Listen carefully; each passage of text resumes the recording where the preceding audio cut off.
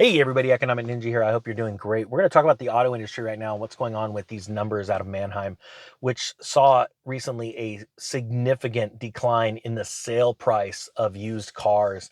And I know a lot of you have been talking about that and wanting to know when that's going to happen. A lot of you have been waiting on the sidelines. And I'm going to give you a little bit of a warning at the end. Hopefully I remember. I don't have my notes with me, but I want to talk about some comments that I've seen in the comment section and talking, listening to some auto dealers and some issues that they're having right now. And a lot of people in the comment section of the last video I did were saying, you might be seeing significant declines where you are, but I'm not seeing it in my local store. They're looking. So there's a couple issues with that comment, and I'm going to lay those out right now. First off, if you're looking for a specific car, and more than likely it's a car that's in high demand because you want it and other people want it, that is true. You will find that those prices take a while to back down until like a much larger economic crash, because there's a lot of people, you're vying for the same car that a lot of other people want as well, right? So that's one thing. You always see, just like with real estate, you always see the outlying areas of suburbs get hit first before the big city gets hit, right? Because the suburbs are more prone to a downturn in the price than the city where the jobs are located, right? People usually push out into suburbs because of cost of living. It's the same thing with cars. So if you're looking for a car that is of high, you know, desire, it's very desirable by many people. Like right now, I want to, uh, well, I mean, I've got a list of cars. You guys have seen them before, but I mean, there's a couple cars that are pretty high end that people want, like a '69 Camaro SS. That car is something that, and it's not like a daily driver, obviously, but it's something that a lot of people really enjoy. That '69 Camaro. Put in the comment section what your favorite car is below. I always love seeing what people's dream cars are. Okay, um, but and your dream car might be a big, 4-wheel drive Chevy truck. You know, but usually don't see those come down in price until fuel prices spike super high, even higher than what they are now, and that's going to come soon. But the other problem too with this is that people don't understand time lag and how important it is. And so let's go back into auto sales. So Manheim just announced that they are seeing significant declines in the sale prices of cars, and this just came out a couple of weeks ago. And people are saying, "Oh, not in my town." Okay, let me explain this. This is a very fundamental, basic part of economics that most people have no concept of, and it's playing out in the cars uh, market. So let's say there's an auction once a month, right? And you see the same car. Let's say a Toyota Camry is always selling this certain year. Toyota Camry always sells for $3,000 at auction, and then it gets sold, and then it gets delivered, and then the company that bought it sells it for 6,000, let's say, right? So it's always sort of the same numbers. And actually, a little sidebar, was watching Barrett Jackson the other day, and the commentators, these guys have been, commentating these auctions for years and years, if not decades. And they were actually commenting, wow, that car went for very little. I mean, wow, I haven't seen it go for that low in quite some time. So even coming out in the emotion of the, not the auctioneers, but the announcers at Barrett Jackson, they were surprised because there's a contraction going on right now, right? So the fundamental part about economics that most people fail to remember is the time lag or time curve. And so, Manheim just came out with these numbers that were low, and they were significantly lower on used car sales. Well, that doesn't mean that the next day all these used car sales across the country drop. See what's happening, and I've heard this from an insider that owns a dealership.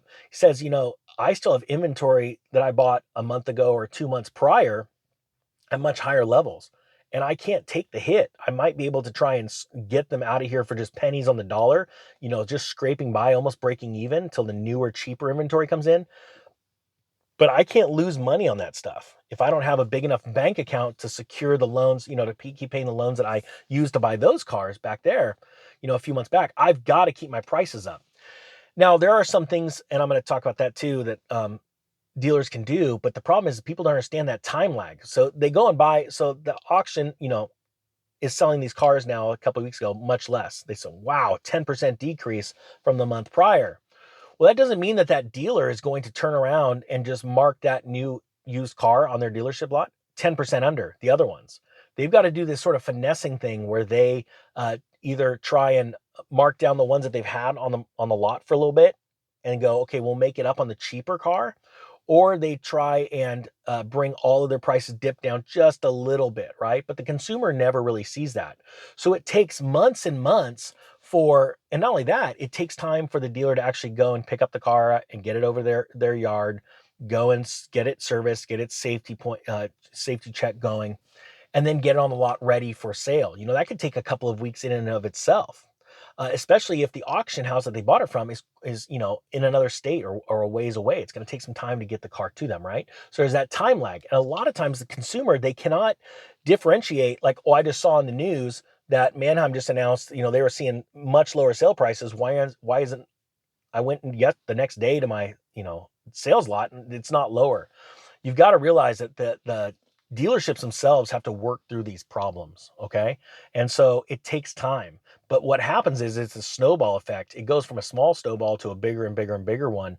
And if the dealers aren't lowering their prices aggressively, fast enough right now, they're going to have issues sooner than later, because most people, uh, the contraction of the spending of the economy right now is getting pretty crazy, and you're not going to see any sales. Now, one comment, a subscriber commented and said, "Look, I own a dealership, and we saw a very, very recognizable, obvious stop. Like, there wasn't like a slowdown in sales."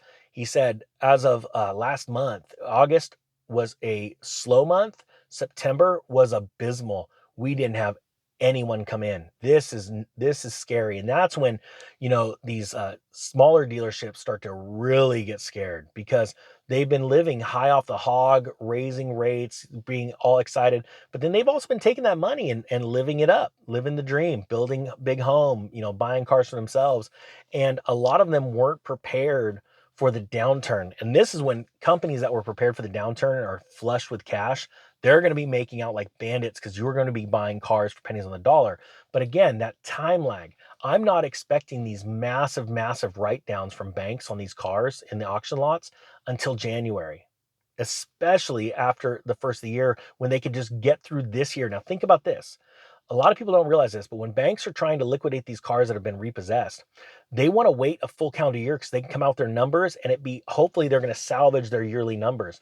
And then if they take these massive losses in the first quarter of next year, yeah, they're going to have an ugly quarter, but in their minds are like, okay, we're still working on, let's rebuild in quarter 2, 3, and 4 of 2023. And hopefully, we might have had an ugly quarter, maybe an ugly 1 or 2 quarters, but then a strong, solid third and fourth quarter. So we can come out with annual numbers. We can stem the tide. We can, keep the building from collapsing. And so that's what's going on behind the scenes. There's a time lag going on getting you the cheaper cars in the dealership. And I would not be buying right now. Honestly, I'm sitting back and waiting. As I told you, I was looking at Corvettes the other day, because it sounds funny. I wanted to, the new Corvette comes with a recording system that I could just get on the road and just talk about how to make money on the road, and just record it, and me talking about all of my side hustles, all the deals that I'm seeing right now in the world. And as that progresses, I wanted to do that, but I'm like, this is not the time to be buying. It's a time to be waiting, especially for exotics and things like that, and collector cars, because what's going to happen, you're going to find out, and this is akin to what happened, the real estate crash that I was a part of in 2005, 2006. People start liquidating their toys to pay their bills, because they're so over leveraged. So they'll sell their toys, and they'll get pretty darn desperate, because a lot of the toys are owned cash. So it's not like they have a debt tied to them, that where it caps how much they could sell it for. If you own a toy cash, like a 69 Camaro, a Shelby Cobra, let's see, what are some other cars?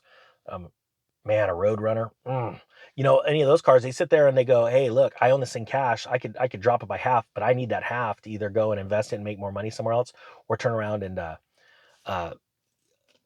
go and make, pay a bill off." So that's where your deals are going to come from. So, all right, guys, I hope you got something out of this. If you not, if you didn't, I apologize. If you did, please hit the subscribe button. That would help me out.